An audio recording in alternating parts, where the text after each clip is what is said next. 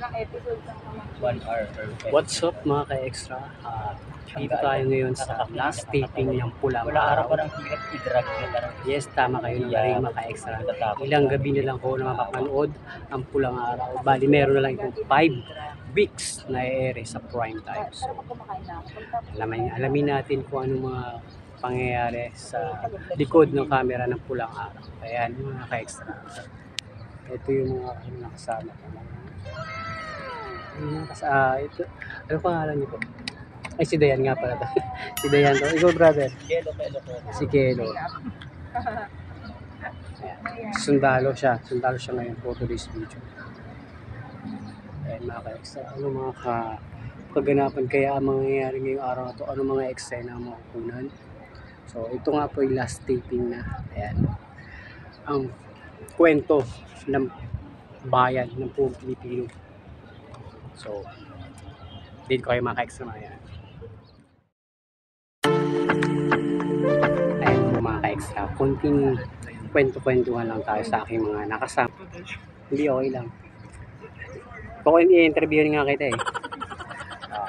So, ikaw si Miss Dayan. Ayan, kamusta naman ang experience mo sa buong run nito Pulang Araw? Ano mga naging masasabi mo hindi mo malilimot ang eksena mo? Honored na maka-eksena yung mga bigating artists like Andre. Yeah. Yes. Tsaka yung maging part ka ng Filipino history natin, no? Pinoy history. As in, parang ginugol ko lang dati na maging talent ng Maria Clara iba. Pero natuloy. So dito pala natuloy sa So bali, It's an honor. ilang beses ka nag-appear dito sa Pulang Araw? Bago lang. Bago lang. Salang ko. Pangatlong sala. So, anong masasabi mo sa ating mga viewers? Ano pang mga dapat nilang abangan sa nalalabing gabi ng Pulang Araw? Papunta na tayo sa exciting part. Yes. So nagkakamatay na yung mga tao. Okay. Marami na napaslang. Oo. Marami na tayong luhang at iniluha. Yes. Mas marami pa tayong luhang iniluha. Tama. Yes. So, Yan, mga ka-extra, malapit na rin matapos ang paghihirap ng buong Pilipino sa kamay ng mga Hapon. So, makakalaya na tayo sana. Yan. Abangan natin ang pagtatapos nito. Andito naman tayo ngayon sa isang kapwa ko talent. Na si Brother Kelo. Brother Kelo. Brother Kelo, ngayong isa kang sa buong run itong Pulang Araw days. Medyo mahirap experience. Ang hirap ng role ng Japanese soldier. Una-una hindi naman ako Japanese. And then yung role ko ay pumapasok ako ng kapwa Pilipino. Medyo hindi ganda sa pakiramdam. Siyempre, kung i-imagine mo. And then ang challenging din yung kilos kasi hindi naman yung personality ko hindi naman din ganun na medyo pa-soldier. So pero nag-enjoy ako sa experience ko as Japanese soldier. So, may times ba na nabigyan ka ng lines as Japanese? May offer na binigyan ako ng Japanese. Ng light, I mean. Pero tinanggihan ko kasi patayin yung character na bibigyan ng line. And hindi siya makakabalik na. So, at makikita siya ang gusto ko kasi makaabot ako ang goal ko kasi is makaabot ako hanggang dulo, hanggang sa last shoot kasi gusto ko maging part ng finale ng Pulang Araw. Napaka-grateful na maging part ka hanggang dulo nito pag tapos na Pulang Araw, no? Ngayon, mabilang mo ba sa daliri mo kung ilang beses ka umappear dito? Apat na beses akong nag-shoot. Pero may mga scenes na nakita ko sinut namin pero hindi naman ako kita. Siyempre mga malalayong scenes or take. So, ganun. Kasi maramihan, di ba? Wide shot at saka malayo din. So, last tanong na lang, Brad. Anong masasabi mo sa mga viewers natin na tumututok pa rin dito sa Pulang Araw? Ano pa yung mga dapat nilang abangan dito? Ayun, katulad nga nung sabi ng iba, papunta tayo sa exciting part. And dito na yung conclusion kung paano tayo mapapalaya sa mga Hapon. Kasi history to, totoong nangyari to. So, kumbaga, ito na yung plot, yung huling kung paano natin nararanasan yung buhay natin ngayon. Wala na yung magpapalaya. Yun nga rin inaabangan ko. So yun, abangan nyo. Na-extend pa kami actually ng 2 weeks. Kung paano nga ba na tayo nakalaya sa sa mga kamay ng Hapon din. Sobrang maraming exciting part and revelation pa sa mga sa last 4 weeks, I think. Yung conference. Maraming salamat, Brother Kelo, Thank you. sa ating interview portion. Kung mga ka-excite, ito naman pong kakausapin ko ay isang miyembro ng Guerrilla. Tama na, Brother? Guerrilla ang marito na. Anong pangalan po natin? Angelo. Kuya Angelo, magbigay ka naman ng mga naging magagandang karanasan mo dito sa Pulang Araw. Anong masasabi mo sa mga naging experience mo sa buong run ng Pulang Araw? Masasabi ko pa na naging maganda naman ang mga pinagdaanan ko dito. Hindi ka naman ba dito inapin ng Pulang Araw? Survivor ka ba dito? Hindi ka pa pinatay? Hindi naman po ba? Kasi yung iba, nire-recycle lang tayo mga talent dito, di ba? Ayun, pag namatay ka na, ilang mga linggo ka bago ka makabalik, di ba? Ganun yung yan natin dito, trivia natin sa Pulang Araw. Ayan. Anong masasabi mo naman sa mga nanonood, sa mga avid viewers ng Pulang Araw? Ano pa nila dito? Kaabang-abang na eksenang mapapanood. Siguro yung mga nalalapit na pagtatapos nila, yung mga Marami mahihilid pang- na eksena. May pang eksena, marami pa. Ayan. Katulad ng, di ba mapapalaban pa ang mga guerrilla? Kailangan matatalo ba? Marami pa bang masasawi mga Pilipino sa huling araw ng Pulang Araw? Marami pa kaya? Marami Marami pa. Daandang, mangyayari. daandang libong Pinoy pa. Daandang libo pa. Ayan mga kaisa, ito po si Brother Angelo. Salamat, brother. Salamat. Ayan, kasama ko naman ngayon ang kapwa ko talent na si Eliza. Ngayon, Eliza, ano naman yung sasabi mo hindi mo malilimutang experience dito sa Pulang Araw? Experience. Nagkapasa ako. Nagkapasa ka dahil sinasaktan ka ng Hapon. Talagang sobrang malulupit sila. Half body. So, tanong ko ngayon, nakailang ano ka na ba dito? Appear sa Pulang Araw. Mabibilang mo ba sa daliri mo? Lampas mo? Tatlo na. Ano rin, marami-rami na din yun. So, laging ganyan role mo. Hindi ka pa naman na yung kung wari wala kang eksena, binusog ka, parang naging comfort woman, ganun. Talagang crowd lang. Ano naman masasabi mo sa mga ayun, sa kwento natin sa kwento ng Pilipino noong nakaraang panahon, sa panahon ng mga Hapon? Ano masasabi mo? Kahit na roll, play lang to, ano masasabi mo? Naramdaman mo ba yung hirap ng Pilipino noong araw? Sobrang mahirap talaga mabuhay. Oo, sobrang hirap talaga. Mas maswerte talaga ngayon. Totoo yung sinasabi nila sa akin. Oo. Kaya maswerte tayo ngayong mga henerasyon dahil nakalaya tayo sa kamay ng mga Hapon. Yun, ano masasabi mo sa avid viewers natin na tumututok pa rin sa ilang gabi na natitira ng Pulang Araw? Ano pa mga dapat daw nilang abangan? Hindi ko sure kasi hindi ko pa napapanood yung Sa bagay, totoo na. Abang-abang yung mga kaya tumutok lang tayo, kaya marami pang mga init na eksena sa Pulang Araw. Maraming salamat, Eliza. Kamusta naman, brother? Isa rin to sa mga cast ng Pulang Araw bilang guerrilla. Ayan. Gorilla. Bilang gorilla pa. Anong naging hindi mo malilimutang karanasan dito sa Pulang Araw? Naka-eksena ko si Barbie Fortesa. Wow, si Bobby Fortesa. Anong eksena nyo? Tinanong ko siya kung anong ginagawa nila. Dumating sila eh. Sa bilang naging bahagi ka nito Pulang Araw, ano yung masasabi mo sa mga naging Katrabaho. hindi, bukod sa katrabaho, yung parang ramdam mo yung yung feel kung paano nabuhay yung mga tao noon. Ano masasabi mo? Hindi mo kakayanin kung nabuhay ka nung araw. Oo. Sa panahon ng gera. Kumbaga saludo ka sa mga Pilipino, kapwa Pilipino natin. Oo. Proud ka kung maging Pilipino. Ayun. So, anong masasabi mo dahil malapit pa magtapos? Nakakalungkot lang kasi nalalapit ang matapos yung pula. Ay, may ano siya ate. Nalulungkot ako dahil Dahil matatapos na ang pulang araw. Pero Mawawalan na kami ng taping. pagtatapos naman ito, may maganda naman na kahinatnan kasi makakalaya na tayo sa mga kamay ng mga Hapon, di ba? Sa mga hapon. Oo, makakalaya na tayo. Ayun. Thank you guys.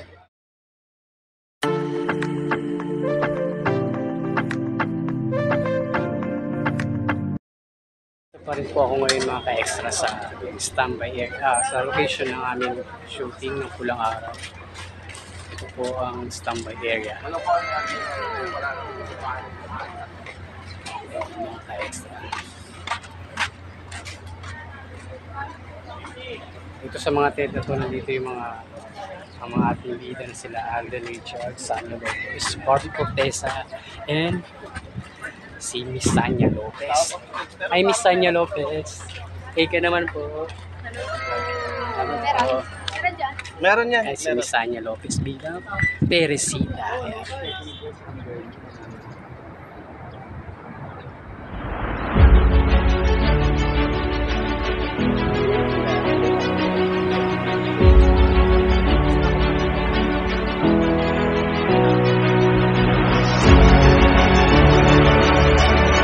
Yan naman po yung wardrobe section. Ayan. Yan po. Eh, kuya, kas ka rin dito. Ano ka rin dito? Anong role mo? Guerrilla crowd. Guerrilla crowd. Yes, yung mga chikiting ng mga batang Hapon. Ay, batang Pinoy nung 1940s. Ay ka naman, Ayan. Huwag kayong magagala-gala, bahulin kayo ng Hapon. Ay, pa-picture kayo dyan.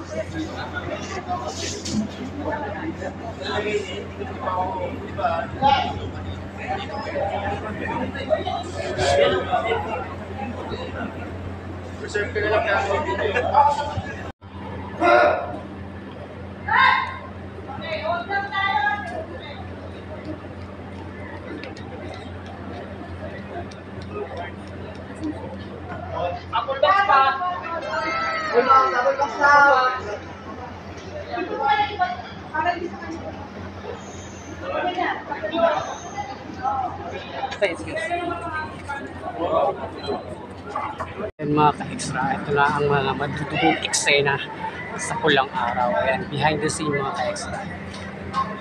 Ayan, si Mikoy Morales. Ayan, baro ito, may dugo na rin ako dito.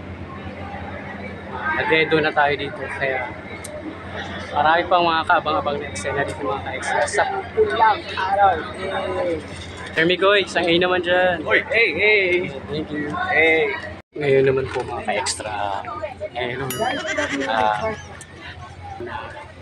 po mga ka-extra, sisilipin natin ang interview portion nila Sanya, Ashley, and Barbie Cortesa. Ito sila mga ka-extra.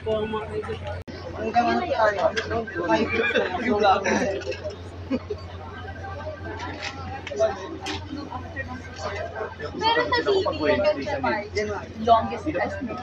Oo, diba? Ano na rin, pero syempre, at the end of the day, kahit hirap yung process, sobrang fulfilling. Kasi, rescue ko na.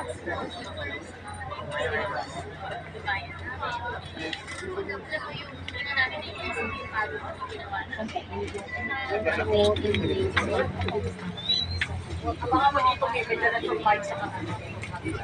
Salamat sa lahat.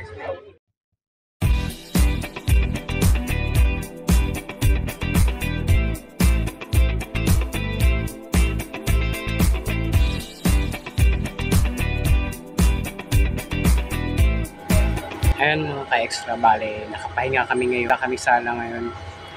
And nasa-standby area lang kami ngayon, pahinga-pahinga. Kaya, so bale mga ka-extra, ito'y mga ilang gabi na lang mapapanood. Mga 5 weeks, I think. Ayan mga ka-extra, malapit na siya. Super thankful ako kasi naging bahagi ako ng show na to. Napaka-honor na maging part ng isang historical series. Kwento ng ating kahapon. So, what is your participation here? What is my part? What is your participation? Yeah, I'm American soldier. Ah, you are soldier, American soldier. Yeah. You are You will to post it? no. Why? Again. First. Okay. I don't like post it, you know. I don't like to. I don't like post. Yeah. I don't like For ano lang, for content. content. I don't like the post it. You promise you will not post it? No. Just for that. This is for what? For ano lang, for just for fun. For fun? Yeah. Because for fun it's not. Okay. I think that's your picture. Yeah. It's okay, I understand. If Yeah. you don't want to post it. Yeah. Okay. Thank you. Okay. No problem, sir. Thank you. Ngayon naman mga ka-extra, kakausapin ko yung batang bida sa pulang araw na si Juan. Kaya tara, kausapin natin. Interview. Konting interview sa vlog ko. Hi Juan, siya si Juan ng pulang araw. Ayan mga ka-extra, kakausapin lang natin siya. Ay, nagbimirena. Sorry. Okay lang. Anong masasabi mo sa experience mo dito sa pulang araw? Kasi paborito ko history. Paborito mo subject? Mayroon kang ganun subject? Sa school? Wala. So, ano mga hindi mo malilimutan Excel? Para ma-action scene. Yung mga action scene yung kasama ka, di ba? Lagi kita napapanood eh. Galing-galing mo at saka anong masasabi mo sa mga avid viewers ng Pulang Araw? Sasabihin ko po sa viewers ng Pulang Araw. Lagi po kayo manonood at stay safe lagi. Keep watching Pulang Araw. Marami pang kabang-abang. Opo. Malapit na po kasi. Ilang weeks na lang ba? Parang, di ko alam kung last day na po. Last day na ngayon. Sabi nga raw eh. Ayan mga ka-extra, kilala nyo na si Juan. Ano nga tunay mo pangalan sa akin? Itong buhay? Tayo na ba yun? Tyrone Gabriel. Yun. Siya ang gumaganap na Juan sa Pulang Araw. Ayan. Thank you, Juan. ID. Pagsaksak ko, pumapasok kayong dalawa. Roll. Padilay si Jobet ng konti. Sakit tingin. 5, 4, 3, 2, action! Action!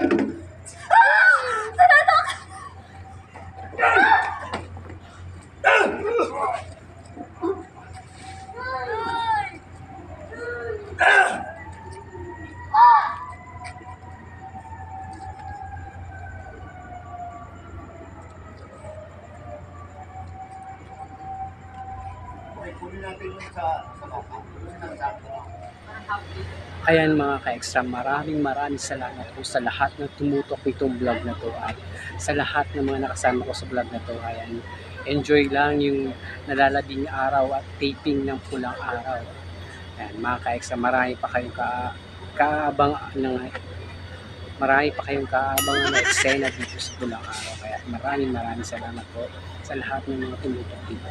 At maraming salamat din po sa GMA na nagbigay sa akin ng opportunity na maging bahagi ng Pulang Araw.